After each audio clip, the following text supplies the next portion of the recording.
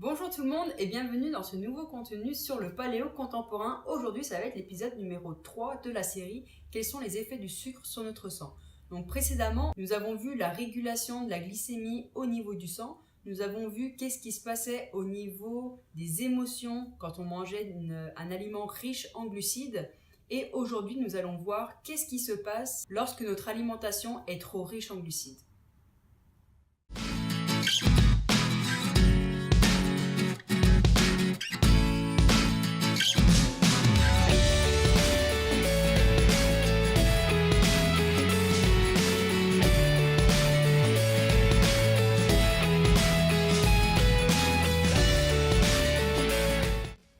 Donc je vous laisse regarder et on revient ensemble tout à l'heure. Donc là, on va parler des effets à long terme. En même temps, je vais rajouter un peu plus de précision car j'ai été vraiment... Il y a pas mal de détails en fait que j'ai pas expliqué, mais volontairement, sinon ça faisait beaucoup trop en même temps. Donc là, on retrouve toujours les cellules bêta. Donc là, on va rajouter le foie. Donc là, c'est le pancréas, bien sûr. Et là, je vais rajouter un truc. C'est les adipocytes. Donc c'est les tissus graisseux en fait. Donc là, je vais vous préciser un petit détail. La capacité qui est là, donc le foie et les muscles, parce qu'en fait, il y a au niveau du foie, au niveau des muscles qui servent de réservoir de glucose sous le nom de glucogène, c'est 400 grammes.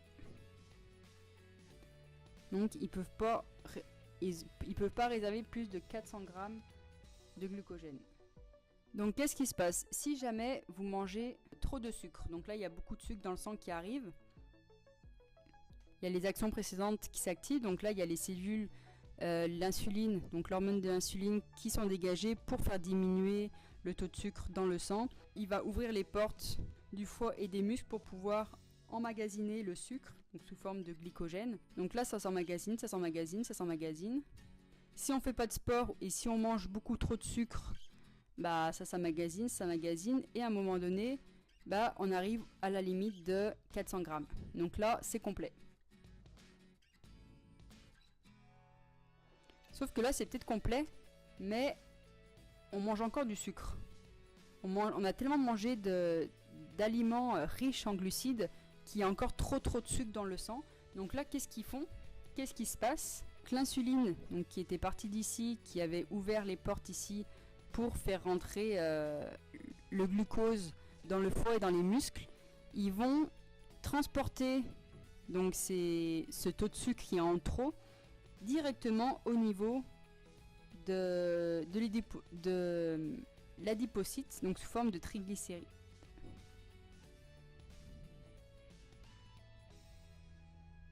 Donc c'est du gras. Donc là, ça veut dire que premièrement, on remplit le foie et les muscles. Une fois que ça c'est complet, hop, on va directement au niveau des adipocytes. Et un autre détail aussi que je peux vous dire, c'est que les petits bonhommes, comme je vous ai dit, les petits bonhommes d'insuline, quand ils vont au niveau du foie, donc ils ouvrent à chaque fois, ils mettent la clé, ils ouvrent la porte pour laisser passer le sucre, même quand le muscle ou le foie est plein, donc quand les 400 grammes sont atteints, qu'est-ce qu'ils font? Ils vont quand même essayer d'ouvrir ces portes. Donc à chaque fois de mettre la clé dans la serrure et de ne pas pouvoir les ouvrir, donc de forcer un peu peut-être, hop, ça abîme la serrure. Donc qu'est-ce qui se passe à long terme? Ces serrures-là, donc les récepteurs qu'on a au niveau du foie, ils vont devenir défectueuses. On dit que le foie et les muscles, donc, ils deviennent résistants à l'insuline. Donc vu qu'ils sont plus capables d'ouvrir les petites portes, l'insuline va directement transporter le sucre au niveau des adipocytes.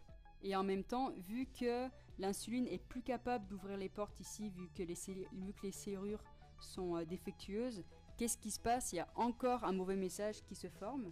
Donc là, les gènes, ils interprètent d'une mauvaise manière le fait que l'insuline puisse pas ouvrir les portes. Donc lui, qu'est-ce qu'il dit? Il envoie un message et il dit il doit manquer de sucre dans le sang. Il faut en rajouter.